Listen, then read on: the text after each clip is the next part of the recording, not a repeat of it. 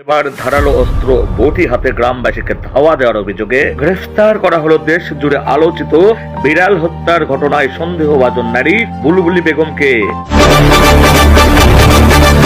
শুক্রবার 7 নভেম্বর 999 নম্বরে ফোন পেয়ে বগুড়ার আদমদীঘি উপজেলার দত্তবাড়িয়া গুচ্ছ গ্রামের ঘটনাস্থলে গিয়ে বটি হাতে উত্তেজিত অবস্থায় থাকা ওই নারীকে গ্রেফতার করে পুলিশ। বুলবুলি বেগমকে দণ্ডবিধি আইনের 151 ধারায় গ্রেফতার দেখানো হয়েছে বলে জানা গেছে। বুলবুলি বেগমের মানসিক ভারসাম্য সমস্যা থাকতে পারে বলে প্রাথমিকভাবে ধারণা করা হচ্ছে। এর আগে 4 নভেম্বর মঙ্গলবার বাড়িতে ঢুকে মাছ খাওয়ার কারণে একটি বিড়ালকে বুলবুলি বেগম ধারালো বটি দিয়ে জবাই করে হত্যা করে বলে অভিযোগ ওঠে। এ ঘটনায় জিডি করা হয় আদমদীঘি থানায়।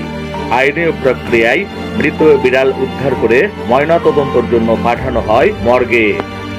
পুলিশ সূত্র বলছে, আদালতের অনুমতি পেলেই জিডির মাধ্যমে করা বিড়াল হত্যার অভিযোগ আনুষ্ঠানিকভাবে তদন্ত করা হবে। নিউজ